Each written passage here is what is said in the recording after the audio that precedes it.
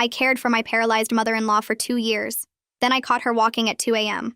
My husband Matt came through the front door with his phone still pressed to his ear, and I knew something was wrong before he even opened his mouth. His eyebrows pulled together and his lips pressed into a thin line. The look that meant bad news was coming, and I was expected to fix it. "Mom got hit by a car," he said after he hung up. "The doctors are saying she might not walk again. Something about her spine." I hugged him and asked if there was anything I could do. Normal wife stuff. "She can't live alone anymore," Matt said into my shoulder. "She's going to need someone to take care of her full time." I pulled back. "We can look into home health aides or a rehabilitation facility." Matt shook his head. His jaw tightened in that way it did when he'd already made up his mind. "She's my mom, Aurora. I'm not shipping her off to some facility.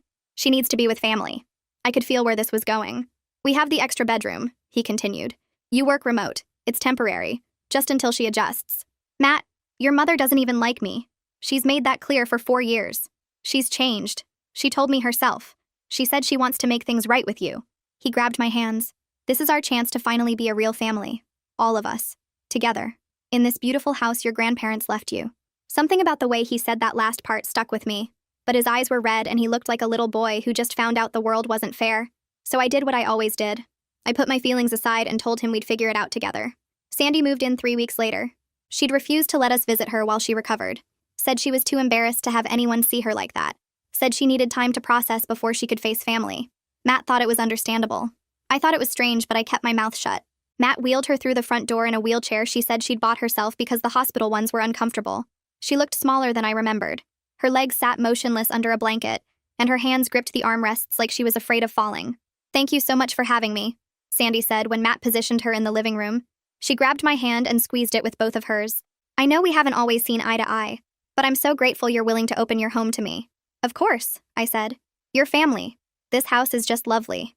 Sandy looked around the room with an expression I couldn't quite read. "Your grandparents had wonderful taste. Matt told me they left it to you free and clear. No mortgage. That must be such a relief." "It is. You're very lucky. Most young couples struggle for years to afford something like this." She squeezed my hand again.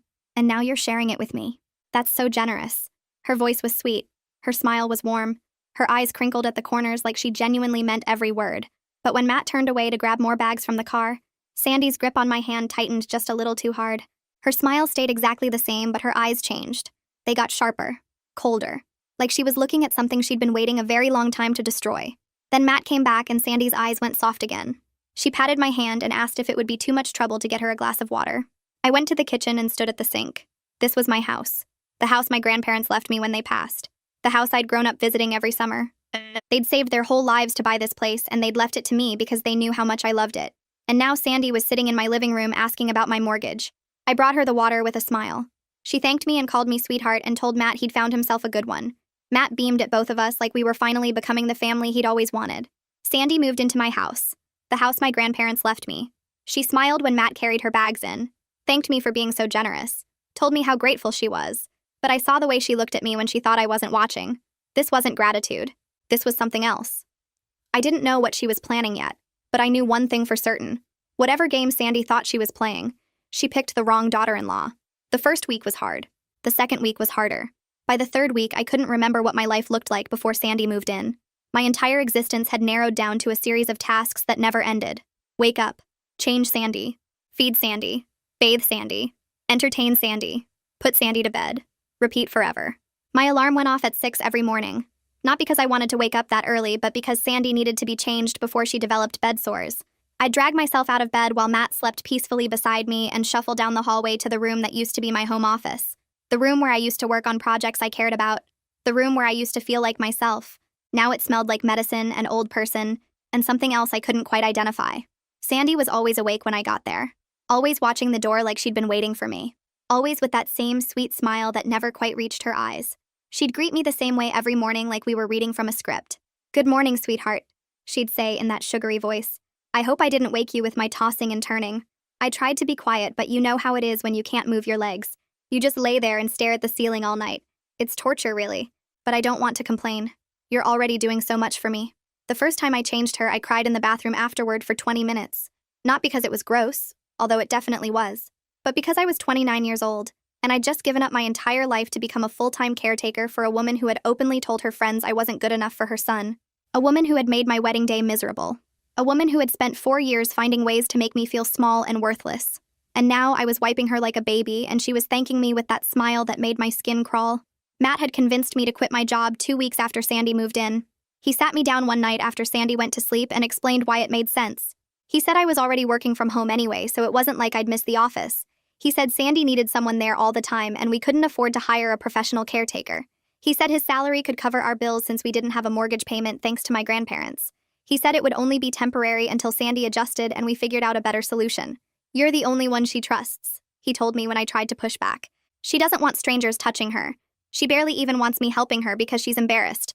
But she likes you, Aurora. She told me herself. She said you're the daughter she never had." I almost laughed in his face when he said that. Sandy had called me a lot of things over the years, but daughter was never one of them. Gold digger, social climber, that woman. Those were the words she used when she didn't think I could hear. Those were the words she whispered to her friends at family gatherings while I stood in the kitchen pretending not to notice. But Matt looked so hopeful standing there, so convinced that his mother had finally come around, so desperate to believe that everything was going to work out, and I was so tired of fighting battles I never won. So I quit my job and became Sandy's full-time nurse and tried to tell myself it was the right thing to do. The bathing was the worst part of my new life. Every other day I had to lift Sandy's dead weight from the wheelchair to the shower bench. She couldn't help at all, according to her. Just sat there limp while I strained my back trying not to drop her. I'd wash her hair and scrub her body and try not to think about how my own grandmother had warned me about Sandy at my wedding reception. "That woman has ice in her veins," Grandma Rose had whispered to me while we stood by the cake table. "I've seen her type before. She'll smile at you while she's sharpening the knife. Don't ever trust her, Aurora. Don't ever let your guard down around her." Grandma Rose passed away 6 months after my wedding.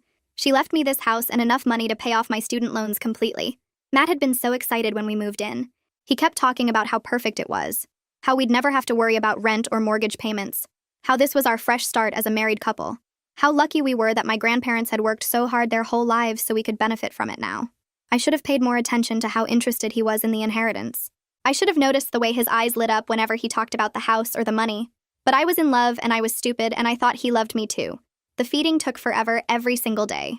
Sandy had very specific requirements about what she could eat and how it needed to be prepared. Soft foods only because she claimed her jaw hurt from the accident. Cut into tiny pieces because she said she had trouble swallowing.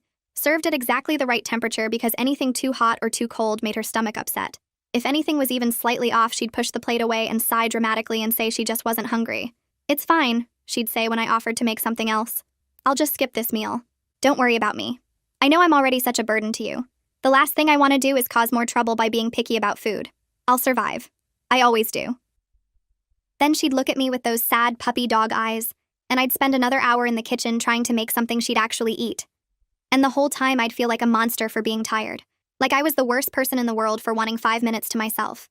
Like I should be grateful for the opportunity to serve this woman who had never shown me an ounce of genuine kindness. The guilt trips were constant and relentless. Sandy had a way of making everything I did feel insufficient. If I cooked her breakfast, she'd mention how her own mother used to make breakfast for her every morning without ever complaining. If I helped her into the wheelchair, she'd wince and say I was too rough, even though I was being as gentle as possible. If I took a 15-minute break to eat my own lunch, she'd call for me constantly with increasingly urgent requests, until I gave up and went back to tending to her needs. "You're so lucky," she told me one afternoon while I was rubbing lotion on her legs to prevent dry skin. "You get to stay home all day in this beautiful house. No commute, no boss breathing down your neck, no coworkers to deal with. Some people would kill for this life. Some people would be grateful to have what you have." I bit my tongue so hard I tasted blood. I wanted to scream at her. I wanted to tell her that this wasn't a life, it was a prison sentence. I wanted to remind her that I used to have a career and friends and hobbies and a sense of self that didn't revolve around changing her adult diapers. But I didn't say any of that. I just kept rubbing the lotion and nodding along like the good little caretaker I'd become. She loved reminding me about the wedding. Little comments here and there that sounded innocent if you didn't know the history between us. She'd be watching television and suddenly mention how beautiful the flowers were at my reception. "Such a shame I wasn't involved in choosing them," she'd add with a sad little sigh. "I have wonderful taste in floral arrangements. Everyone says so. But you wanted what you wanted, and that's fine. It was your day after all. I was just the groom's mother. What do I know?" Or she'd be flipping through a magazine and stop on a picture of a wedding cake. "This reminds me of yours," she'd say thoughtfully. "Although yours was a bit plain, don't you think? I would have added more layers, more detail, more elegance. But you were on a budget, I suppose. Can't expect champagne taste on a beer budget, as they say." 4 years later, and she was still bitter about the wedding. 4 years of holding on to that grudge like it was the most precious thing she owned. I'd told her she couldn't control the guest list. I'd told her the wedding was about me and Matt, not about her. I'd told her no when she demanded I change the venue and the flowers and the music and everything else she wanted to change. And apparently she'd never forgiven me for any of it. About 8 months into taking care of her, she caught me completely off guard. I was brushing her hair before bed like I did every night, and she was being unusually quiet. Usually she'd use this time to complain about something or tell me stories about Matt's childhood that were clearly designed to make me feel inadequate. But this night she was silent, just sitting there looking at herself in the mirror with a thoughtful expression. Then she caught my eye in the reflection and smiled. A different kind of smile than usual. Softer. More vulnerable. You know, she said in a quiet voice, I never did apologize for how I acted at your wedding. I was awful that day. Just awful. I said things I shouldn't have said. I made a scene when I should have been celebrating my son's happiness. I was selfish and petty, and I'm ashamed of myself. I froze with the brush in my hand. Sandy had never once acknowledged her behavior at my wedding. Not in 4 years. Not even close. She'd always acted like everything she did was perfectly justified, and I was the one being unreasonable for being upset about it. I was just so scared of losing my son, she continued. Her voice got thick like she was about to cry. He's all I have in this world, Aurora. After his father left when Matt was just a baby, I put everything into raising that boy. Every ounce of energy I had went into making sure he had a good life. And then you came along and suddenly he didn't need me anymore. He had you. I didn't know what to say. Part of me wanted to believe her. Part of me desperately wanted this to be real. Part of me had been waiting 4 years for Sandy to acknowledge what she'd done and apologize for it. I know I made your wedding day harder than it should have been, Sandy said. She reached up and patted my hand where it rested on her shoulder. I know I didn't make you feel welcome in this family. And I'm sorry. I truly am. You didn't deserve that. You've never deserved any of the awful things I've said and done to you. I felt tears burning in my eyes.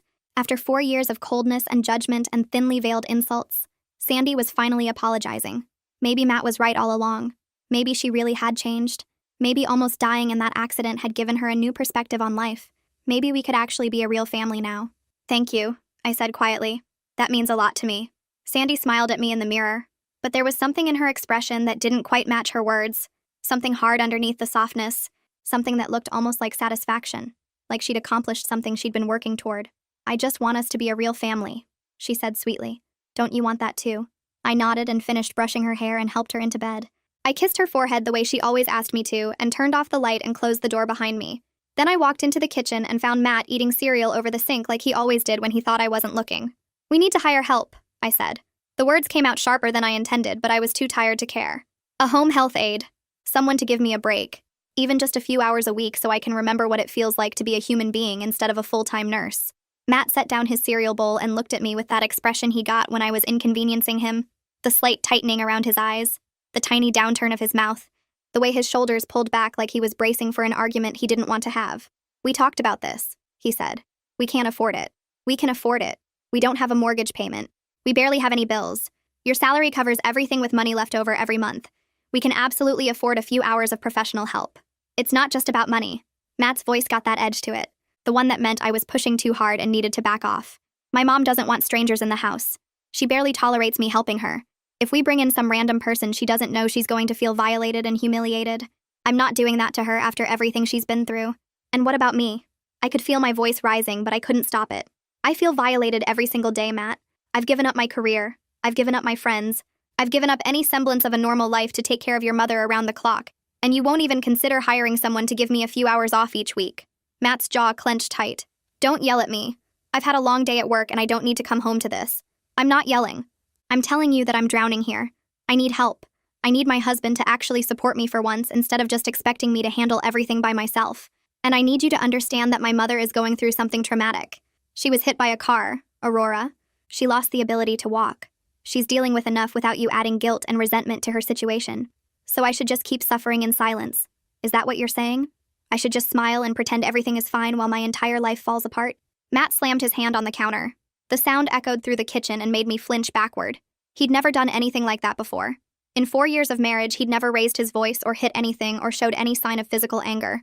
Maybe, he said in a low, dangerous voice, the problem isn't my mother. Maybe the problem is you. I stared at him across the kitchen. What is that supposed to mean?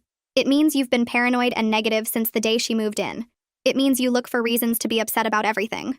It means you're so determined to hate her that you can't see she's actually trying to make things work between you two.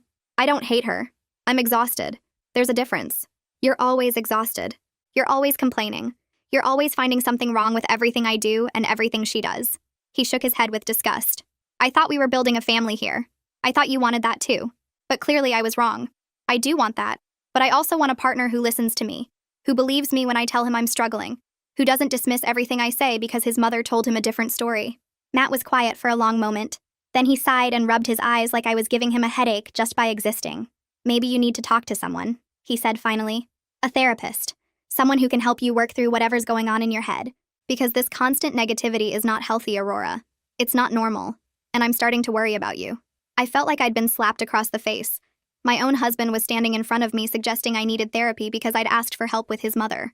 Like I was the one with the problem. Like I was the one who was broken. Fine, I said quietly.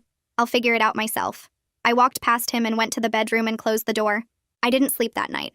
I just lay there in the dark, listening to Matt snoring beside me and wondering how my life had gotten so small so fast. But something else happened that night too. Something I couldn't ignore no matter how hard I tried. Around 3 a.m, I got up to use the bathroom. I was walking past Sandy's room when I heard movement inside. Not tossing and turning like someone who couldn't sleep. Something else. Something that sounded almost like footsteps moving across the floor. I stopped outside her door and listened with my heart pounding in my chest. The sound stopped immediately. Like whoever was making it suddenly realized someone was there and froze. I stood in that hallway for a full minute holding my breath. Then I shook my head and told myself I was imagining things. Sleep deprivation does strange things to your brain. I was exhausted and stressed and paranoid. Just like Matt said. I was hearing things that weren't there. But over the next few weeks I started noticing other things. Things that didn't add up no matter how I looked at them. Sandy's legs had muscle tone. I'd been washing and lotioning them for months. I knew exactly what they looked like. And they didn't look like legs that hadn't moved in over a year. The muscles were firm and defined like someone who exercised regularly. When I'd researched paralysis online, everything said that unused muscles atrophy and waste away within months. Sandy's legs looked better than mine. Her foot moved during a transfer one morning. I was lifting her from the bed to the wheelchair and her left foot pushed against the mattress. Just for a second. Just enough to help her scoot forward. Then it went limp again like nothing happened. Like her body had acted on reflex and then remembered it wasn't supposed to. Her body shifted positions when I left the room. I'd position her a certain way in bed and come back 10 minutes later and she'd be in a completely different position. Not dramatically different, but different enough that she'd have to have moved herself somehow. Different enough that a paralyzed person couldn't have managed it.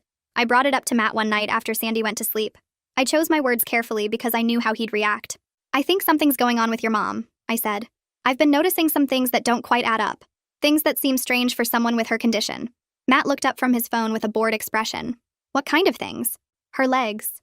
They have muscle tone. Way more than they should have after over a year of not walking or moving at all. And I've seen her foot move. And sometimes she's in a different position than I left her in when I come back into the room. Matt stared at me for a long moment.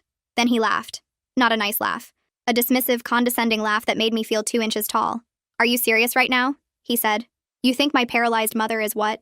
Faking being paralyzed? Is that really what you're trying to say to me? I'm not saying that exactly. I'm saying something doesn't add up and I think we should at least look into it. Maybe take her to see a specialist or something. Take her to see a specialist because you think she's lying about being paralyzed. Do you hear how crazy that sounds coming out of your mouth? It's not crazy. I'm telling you what I've observed with my own 2 eyes. Matt put down his phone and rubbed his temples like I was the source of all his headaches. Aurora, you're exhausted. You've been under a lot of stress for a long time. I think maybe you're seeing things that aren't actually there. Your brain is playing tricks on you. I know what I saw. Do you though? Because it sounds like you're looking for reasons to be upset. It sounds like you're so unhappy with the situation that you're inventing problems to justify your feelings about my mother. I'm not inventing anything. Matt stood up and walked over to where I was sitting.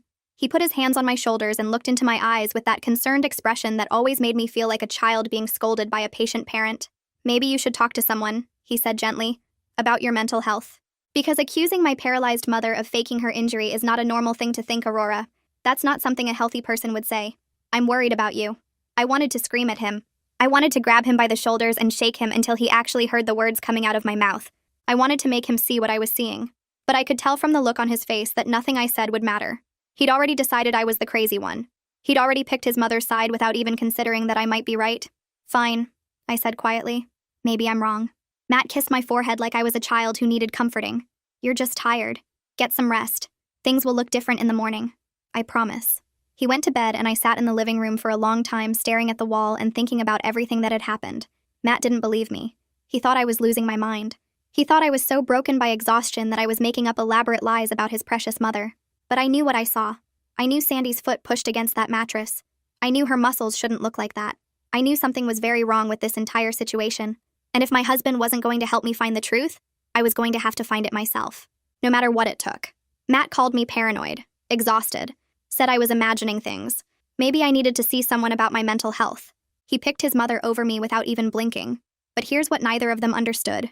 I wasn't crazy. I knew what I saw with my own eyes. And if my husband wouldn't help me find the truth about what was really going on, I'd find it myself. I started testing Sandy the very next day. Small things at first. Things that could be explained away as accidents or coincidences if I was wrong. I needed to be sure before I accused anyone of anything. I'd drop something heavy near her feet and watch for a reaction. A pot lid on the tile floor. A book off the shelf. Anything that would make a loud, sudden noise. I'd leave her pills on the far side of the table instead of right in front of her where she could reach them. I'd make sudden, loud noises when she thought I wasn't paying attention to her. Sandy was good at her act. I'll give her that much credit. She was really good at pretending to be helpless. Every time I tested her, she'd sit there with that blank expression like nothing had happened, like the noise hadn't startled her, like she hadn't even noticed. But she wasn't perfect. Nobody is perfect at pretending all the time. The first real slip happened on a Tuesday morning. I was making lunch in the kitchen and I deliberately dropped a pot lid on the tile floor. The crash was loud enough to make me jump even though I was expecting it. Loud enough to echo through the whole house. From the living room, I heard Sandy gasp. Not a normal surprised gasp. A startled gasp. The kind where your whole body flinches because the sound scared you. The kind of reaction that involves your legs tensing up reflexively, even if you don't want them to. I walked into the living room with a concerned expression painted on my face. Everything okay in here? I dropped something in the kitchen. Sorry about the noise. Sandy was sitting exactly where I'd left her in the wheelchair, but her hands were gripping the armrests so tight her knuckles had turned white. Her shoulders were up around her ears like she'd tensed her entire body. Like every muscle had reacted to the sound, including the ones that supposedly didn't work anymore. I'm fine, sweetheart, she said in that perfectly calm voice. Just the noise startled me is all. You know how us old ladies are. Jumpy about everything. I smiled and nodded and went back to the kitchen, but I noticed something before I left. Her legs were positioned differently than before. Just slightly. Like she'd drawn them up instinctively when she heard the crash and hadn't quite gotten them back to the right position before I walked in. Like her body had betrayed her for just a second before she remembered she was supposed to be paralyzed. I filed that information away and kept watching. The second slip happened about a week later. I'd put Sandy's afternoon pills on the nightstand across the room instead of on her bedside table where she could reach them. Then I told her I was going to take a long shower and I'd be back in about 20 minutes to check on her. I didn't take a shower. I stood in the hallway outside her door with my back pressed against the wall and waited. My heart was pounding so loud I was afraid she'd hear it through the door. For 10 minutes, nothing happened. Sandy lay in bed staring at the ceiling just like she always did when she thought I was watching. Patient. Still. The perfect picture of a paralyzed woman who couldn't do anything for herself. Then her head turned toward the nightstand. Toward the pills that were too far away for her to reach without getting out of bed. I watched through the tiny crack where the door didn't quite close all the way. I saw Sandy push herself up on her elbows. I saw her eyes go to the hallway first. Checking. Making sure she was alone. Making sure nobody was watching her. Then she started to move her legs. I held my breath so hard my lungs burned. Her left leg shifted under the blanket. Then her right. She was getting ready to swing them over the side of the bed. Getting ready to stand up and walk across the room like she'd probably been doing every single night when she thought everyone was asleep. Then she stopped. Her head whipped toward the door. Toward me. I stepped back just in time. Pressed myself flat against the wall. Held perfectly still and didn't breathe. I heard her settle back into the pillows with a frustrated little sigh. Aurora, she called out in that sweet honey voice. I forgot to take my pills and they're all the way across the room. Would you mind bringing them to me when you're done with your shower? My heart was pounding so hard I could feel it in my throat. I waited a full minute before responding so my voice wouldn't shake. Of course, I called back. Be right there. I took a fake shower, turned on the water and stood outside the bathroom door listening to the house. But Sandy didn't make any more attempts to move.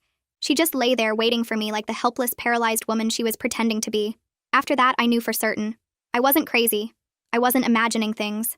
I wasn't seeing things that weren't there like Matt kept insisting. Sandy could move her legs. Sandy could walk. And she'd been lying to all of us for almost 2 years. But knowing wasn't enough. I needed proof. Real, undeniable proof. I needed to catch her in the act so completely that Matt couldn't dismiss it as my exhaustion, or my paranoia, or my mental health problems. I needed to see it with my own eyes and make sure there was no other explanation. I came up with a plan. I told Sandy I was going to spend the night at my sister's place. I said I needed a mental health break after everything that had been going on. I said I'd been feeling overwhelmed lately, and I thought some time away from the house would help me reset and come back refreshed and ready to take care of her again. Sandy was sweeter than she'd ever been about it. Of course, sweetheart, she said, patting my hand with both of hers. Her touch made my skin crawl, but I kept smiling like nothing was wrong. You've been working so hard taking care of me. You deserve a break. Go be with your family. Have a glass of wine and relax. Don't worry about anything here. Matt and I will be just fine without you for one night. Matt seemed relieved when I told him my plan. Probably thought I'd come back in a better mood. More willing to accept my role as Sandy's personal servant. More willing to shut up about her legs and her movements and all the things I'd been noticing. This is good for you, he said, kissing my forehead. You need this. Take as much time as you need to feel better. I packed an overnight bag and kissed them both goodbye and drove away from my own house. I watched in the rearview mirror as Matt waved from the porch, and Sandy watched from the window with that smile that never reached her eyes. Then I parked 2 streets over where they couldn't see my car and waited. I sat there as the sun went down. I watched the sky turn orange and pink and purple and then finally dark. I watched the streetlights flicker on one by one. I watched the lights in my house go on and then off and then on again in different rooms. I watched shadows move behind the curtains like ghosts of the people who were supposed to love me. At 11:30, the house went completely dark. I waited another hour just to be absolutely sure. Sat there in the darkness going over my plan again and again, making sure I hadn't missed anything, making sure I was ready for whatever I was about to see. Then I got out of my car and walked back to my house. I used the side door that led into the laundry room, the one that didn't squeak because I'd oiled the hinges myself 3 months ago, when Sandy complained that the noise woke her up at night. I slipped off my shoes and walked through the laundry room in my socks. Every step felt like it took forever. My heart was beating so loud I was convinced they'd hear it through the walls. I made it to the hallway when I heard voices, not from the bedrooms, from the kitchen. Voices and laughter. I pressed myself against the wall and crept toward the sound. The kitchen light was on. I could see it spilling into the hallway through the open doorway. Yellow light cutting through the darkness like a knife. I got as close as I dared and peeked around the corner. Sandy was standing at the counter pouring herself a glass of wine. Standing. On her own 2 feet. Without the wheelchair anywhere in sight. Without any assistance at all. Just standing there like it was the most natural thing in the world. Matt sat at the kitchen table with a glass already in front of him. He was smiling and relaxed and leaning back in his chair like he didn't have a care in the world. Like his mother hadn't been pretending to be paralyzed for the past 2 years. Like this was completely normal behavior that happened every night. Like they'd been doing this the entire time. How much longer do you think we have to keep this up? Sandy asked as she brought her wine to the table. She walked perfectly. Smoothly. No limp. No hesitation. No sign of any injury at all. I'm getting sick of sitting in that wheelchair all day pretending I can't move. Not much longer, Matt said. He took a sip of his wine and smiled at his mother. She's close to breaking. I can feel it. The way she looks at me lately. The way she keeps pushing back and asking for help.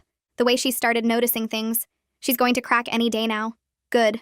Sandy sat down across from him and crossed her legs like it was nothing. Like she hadn't spent 2 years pretending she couldn't move them. I'm getting tired of this act. Do you have any idea how boring it is pretending to be helpless all day? I've watched more daytime television in the past 2 years than I've watched in my entire life combined. If I have to sit through one more cooking show or soap opera, I'm going to actually lose my mind. Matt laughed like she'd said the funniest thing in the world. It'll be worth it in the end. Once she files the papers, I get half of everything. The house, the inheritance money, all of it. We just have to be patient a little while longer. I felt like I'd been punched in the chest, like someone had reached into my body and squeezed all the air out of my lungs.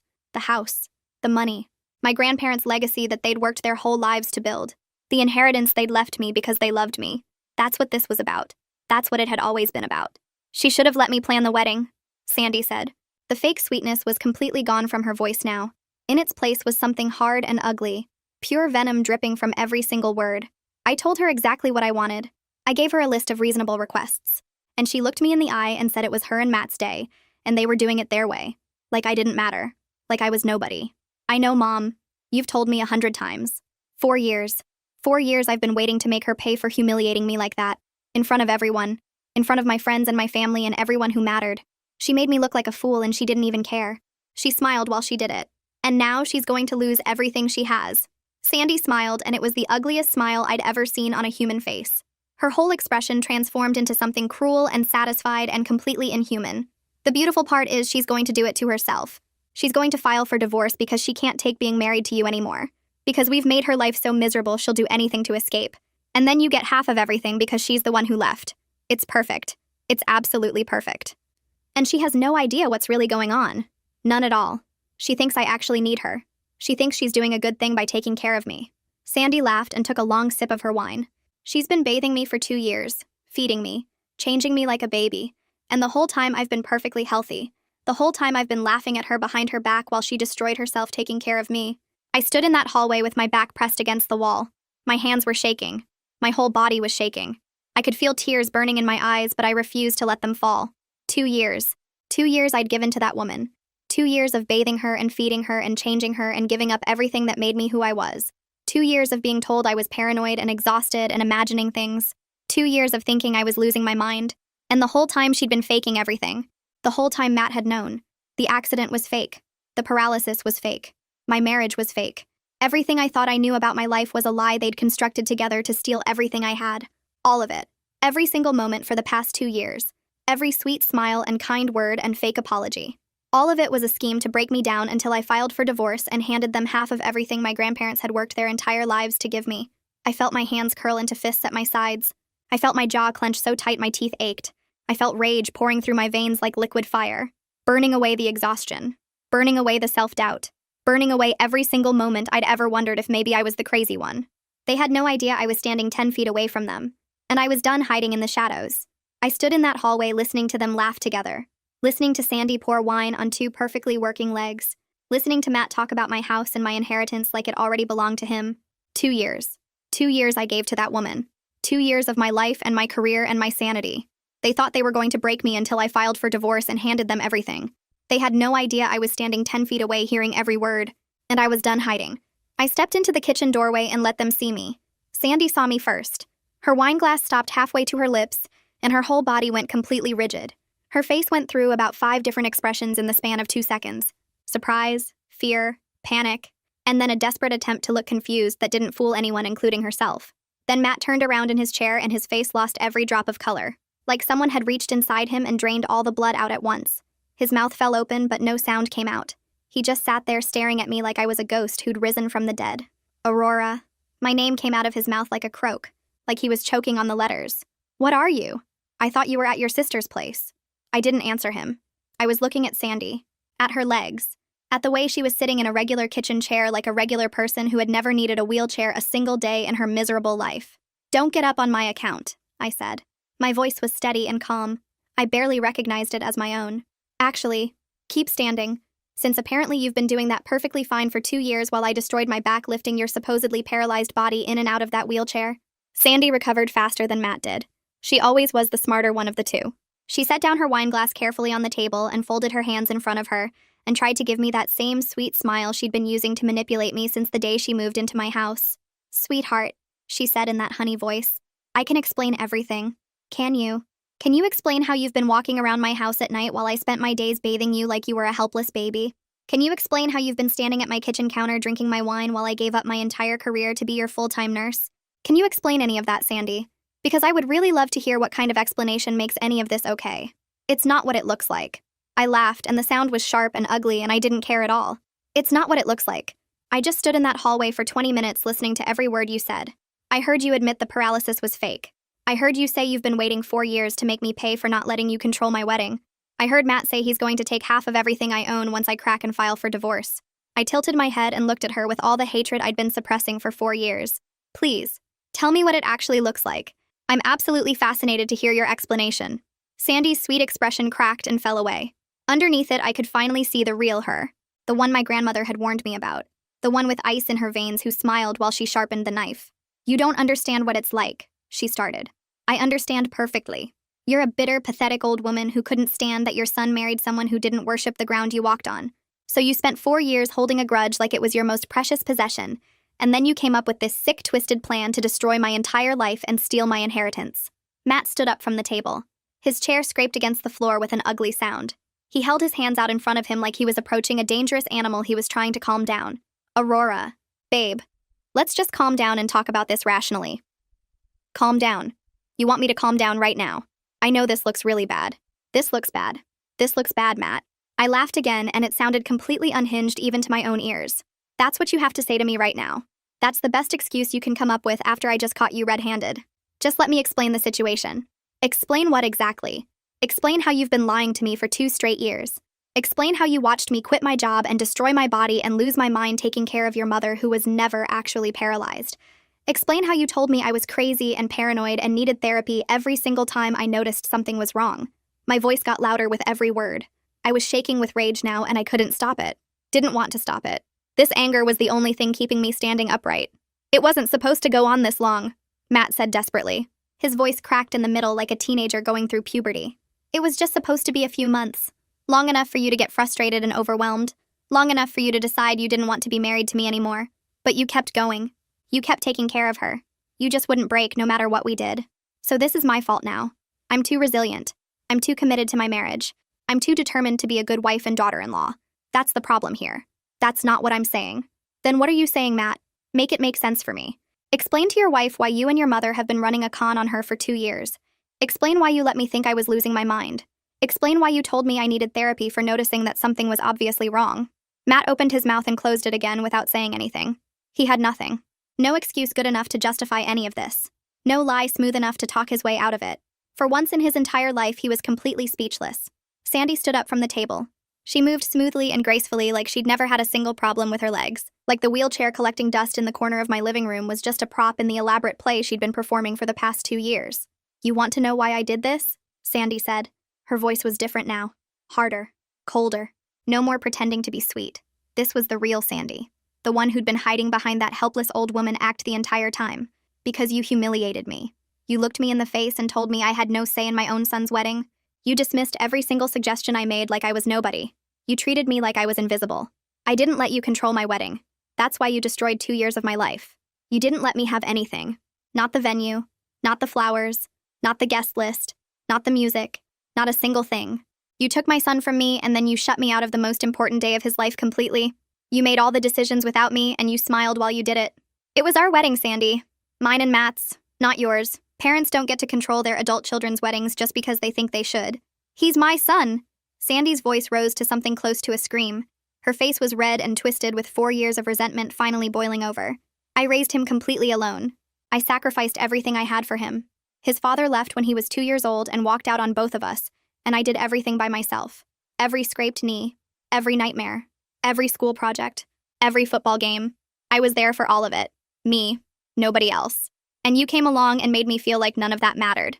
Like I was just some obstacle in the way of your perfect life. I stared at her. 4 years of pretending to tolerate me. 2 years of pretending to be paralyzed. Thousands of hours of my time and energy and sanity poured down the drain. All because she didn't get to pick the centerpieces at my wedding reception. You're completely insane, I said quietly. You're actually clinically insane. I'm a mother who was wronged by someone who should have respected me. And I waited 4 years for the perfect opportunity to get what I deserved. What you deserved. You stole 2 years of my life. You made me think I was going crazy. You had me bathing you and feeding you and changing your adult diapers while you laughed about it behind my back with my own husband. And you stole my son from me. So I'd say we're about even now. I turned to look at Matt. He was still standing there with his hands at his sides, looking like he wanted to dissolve into the floor and disappear forever. And you, I said. You went along with every single part of this. You watched me suffer every single day for 2 years and you never said a word. You told me I was paranoid. You told me I needed professional help. You made me think I was the problem in this marriage. I didn't know it would go this far, Matt said weakly. His voice was barely above a whisper. I thought it would be a few months and then you'd file for divorce and I'd get my share of the house and the money and we'd both move on with our lives. I didn't think you'd actually keep going for this long. Your share? Your share of what exactly? The house my grandparents left me. The money they worked their entire lives to save. You think you're entitled to any of that. We're married. What's yours is mine. That's how marriage works legally. So that was the plan all along. Make my life so unbearable that I file for divorce first. Then you get half of everything because I'm the one who left. Because I'm the one who couldn't take it anymore. Very clever. Matt didn't deny any of it. He just stood there staring at the floor like a child who'd been caught stealing from the cookie jar. Whose idea was this whole thing? I demanded. Was it yours, or was it hers? He was quiet for a long moment. Then he gestured toward Sandy without looking at her. It was Mom's idea. The paralysis scheme. The fake accident. She came up with all of it after she found out about your inheritance. Oh, don't you dare. Sandy jabbed her finger at him with fury in her eyes. Don't you dare try to put this all on me. You were more than happy to go along with every part of it. You were the one who said we needed to push harder and move faster. You were the one who kept telling me Aurora was getting close to cracking. You wanted that money just as much as I wanted revenge for what she did to me. You wanted the money too. Don't pretend you're some innocent victim in this. I wanted justice. The money was just a bonus. I watched them turn on each other like rats fighting over scraps. Mother and son, partners in crime, already looking for someone else to blame now that their scheme had fallen apart. 2 years of my life, I said quietly. They both stopped arguing and turned to look at me. 2 years I'm never going to get back. 2 years of thinking I was losing my mind. 2 years of being told I was paranoid and exhausted and imagining things. You both did this to me together. You both watched me fall apart piece by piece, and you didn't care at all. You were counting on it. Matt's expression crumbled slightly. For just a second, he almost looked like the man I'd fallen in love with and married. Almost looked like he might actually feel bad about what he'd done. "I'm sorry," he said. "I really am. I never wanted it to go this far. Things just got out of control. But you didn't stop it either. You watched me suffer every single day, and you didn't say a single word. You could have ended this at any point. You could have told me the truth. You chose not to because you wanted my money more than you ever wanted me. I didn't know how to get out of it once we started. The longer it went on, the harder it got to tell the truth. I was trapped. So you were just going to let it keep going forever until I finally broke completely." He didn't answer. The truth was written all over his face. I looked at both of them standing in my kitchen. My husband, who had never really loved me for a single day of our marriage. His mother, who had been planning my destruction since the moment I said I do. Two people who had smiled at me and hugged me and told me I was family, while they plotted to take everything I had. "Get out of my house," I said. Sandy laughed like I'd told a joke. "Excuse me. Get out of my house. Both of you. Right now. Tonight." "You can't just kick us out," Matt said. "I live here too. This has been my home for years. This is my house. My grandparents left it to me. My name is on the deed. My name is on everything. You don't own a single thing here except your clothes and your collection of lies. We're married. I have legal rights to this property. You have the right to leave before I call the police and report you both for fraud and theft and whatever else I can think of. 2 years of scheming to steal my inheritance has to be worth something in court." That got their attention. Sandy's confident expression wavered for the first time since I'd walked into the room. Matt's face went even paler than it already was.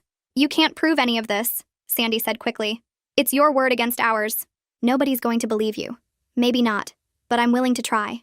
I'm willing to spend every single cent of that inheritance my grandparents left me to make sure you both pay for what you've done. Are you willing to bet everything that I won't?" Sandy's jaw tightened. Matt looked like he was about to be sick all over the kitchen floor. "Here's what's going to happen," I continued. My voice was steady and calm, and I felt more in control than I had in 2 years. "You're both going to leave this house tonight. You're going to pack whatever you can carry, and you're going to get out, and you're never going to come back. And then I'm going to call a lawyer first thing tomorrow morning and figure out how to make sure neither of you ever sees a penny of my grandparents' money." "You can't do this to us," Matt said weakly. "Watch me. Now get out of my house. You have 15 minutes to grab whatever you need. Everything else goes in the trash." Sandy took a step toward me with her hands clenched into fists at her sides. For a second, I thought she might actually try to hit me. "You ungrateful little nothing," she hissed. 10 minutes, I said without flinching. "Every minute you waste arguing with me is a minute less you have to pack your things." They both stared at me. I stared right back without blinking. For 2 years, I'd been the doormat, the caretaker, the devoted wife who put everyone else's needs before her own. I'd made myself smaller and smaller to fit into whatever tiny space they allowed me to occupy. Not anymore. Never again.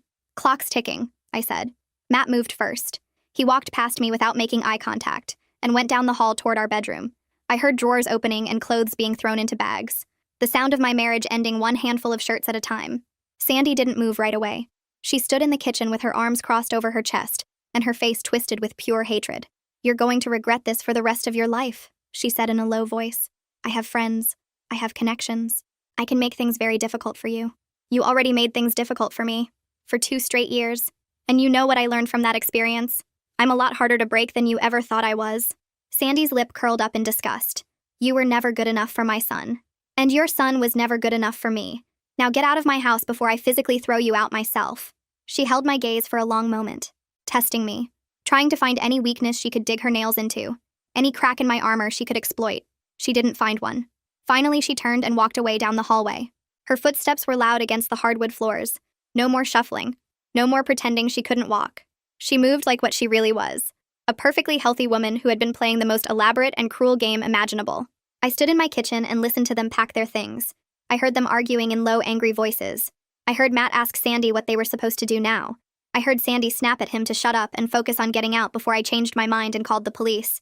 15 minutes later, they walked out the front door with bags in their hands. Matt stopped on the porch and turned back to look at me one last time. His face was a mess of conflicting emotions. Guilt, anger, desperation, self-pity. "Aurora," he said, "I really am sorry. For what it's worth." "It's not worth anything," I told him. "Goodbye, Matt." I closed the door in his face before he could say anything else. In the end, Matt got nothing. Not the house, not the inheritance money, not a single cent of what my grandparents worked their whole lives for.